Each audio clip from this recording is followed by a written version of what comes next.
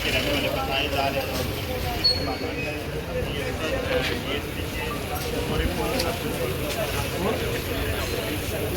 अगर उसकी बीवी के साथ ये सब हो रहा है तो सोचिए कि आम इंसान के साथ अगर इतनी भी हेल्प प्रशासन नहीं कर सकता, इतनी भी हेल्प इसको जॉब तक नहीं दे सकता, तो मुझे लगता है फिर एलजी साहब आप भी चेयर उठाइए, जाइए दिल्ली में जाकर बैठिए। क्योंकि अगर आप जम्मू कश्मीर की बेटी की इतनी सी भी हेल्प नहीं कर सकते, इसके बच्चे के पढ़ाई का खर्चा भी नहीं उठवा सकते, तो मुझे बता दीजिए आने एसएचओ के द्वारा हरास करने की वजह से इनके पति ने जो है वो सुसाइड किया है और ये सारा आरोप जो है वो एसएचओ के ऊपर लगा रहे हैं। और ये भी कहना है कि अब ये सिर्फ इंसाफ की मांग कर रहे हैं। हालांकि बार बार इनका यही कहना है कि हमें होम ट्यूशन पढ़ाती थी, बड़ी मेहनत करते थे, वो भी हस्बैंड भी करता, ये भी करते थे कि हमारा बच्चा सर पढ़ सके और हम खाना खा सके दो टाइम का।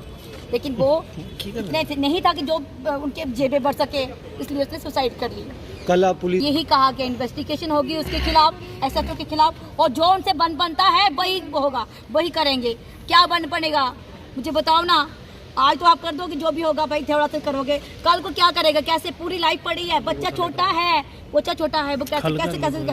रिटर्न में नहीं दिया उन्होंने, सिर्फ मुंह से बोला है आप जाओ घर में, हम सुबह तो वहाँ पे एक बेटा है और 2 बेटियां, बहन की बेटियों को पालता था और माँ भी है, वो भी मेरी बहन की बेटियां हैं, बहन की बेटी को, अपनी बहन की बेटी को, मेरी बहन की बेटी को।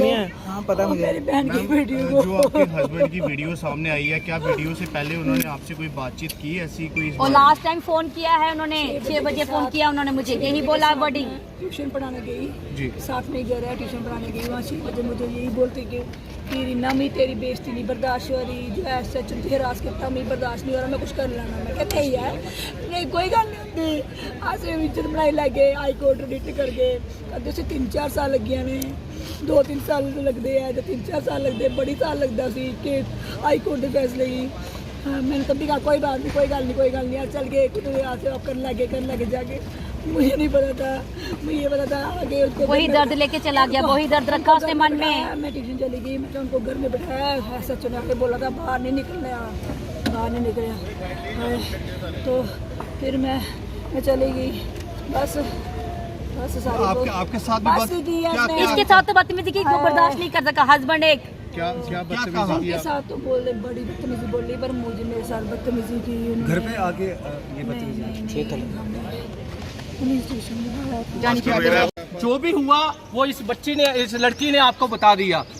लेकिन मेरी सरकार से ये अपील है, मेरा ये फर्ज बनता है कि जो इस टाइम ये गम में है, इनको नहीं पता चल रहा कि क्या मतलब कि हम क्या डिमांड रखें और क्या नहीं रखें। जो मुझे समझ आ रही है, जो जम्मू की बेटी के साथ हुआ है, मेरी ये डिमांड है किया है, वो 5-5 लोगों को पालता था। अपनी इसकी जो साली है, बड़ी साली जो जिसने सुसाइड किया, वो भी डेथ हो चुकी है, उसके हस्बैंड की भी डेथ हो चुकी है, और उसके बच्चे भी इनके घर में रहते हैं। इसकी सास वो अपनी सास के मकान में रहता था, सोचिए, जाने कि वो अपने सास के उसके घर अपना घर भी नहीं था उसके पास, फिर भी वो 5-5 लोगों को पालता था। ये लड़की भी सुबह से लेकर शाम तक लोगों के घर में ट्यूशन पढ़ाती थी, होम ट्यूशन देती थी।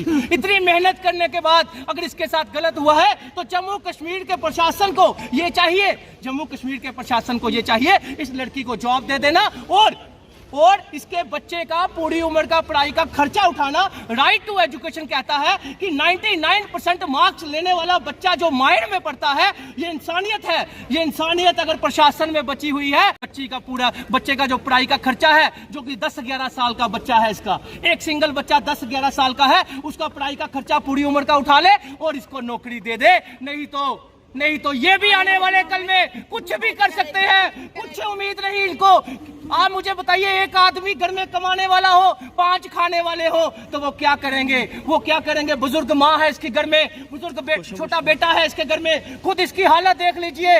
और मैं कह रहा हूँ कि आप सोचिए कि एक बेटी का विधवा होना कितना बड़ा एक शाप होता है। तो मेरी एलजी साहब से हाथ जोड़कर ये उम्मीद है, एलजी साहब, जो होना था वो तो हो गया, उसको तो वापस नहीं ला सकते हम, लेकिन एलजी साहब आपसे ये उम्मीद करते हैं हम प्रशासन, जम्मू कश्मीर के प्रशासन से ये उम्मीद करते हैं कि जम्मू कश्मीर के प्रशासन में इंसानियत जिंदा होगी। मैं जम्मू कश्मीर के एमपी से कहना चाहता हूं, चाहे वो बीजेपी के हो, चाहे वो कांग्रेस के हो, मैं पूरे जम्मू कश्मीर की पार्टियों से कहना चाहता हूं, इस बेटी को इंसाफ दिलाया जाए और इस बेटी को नौकरी दिलाई जाए और इसके बच्चे का पूरी उम्र का पढ़ाई का खर्चा दिलाया जाए, ताकि इस बच्ची को कम से कम ये तो सहारा हो।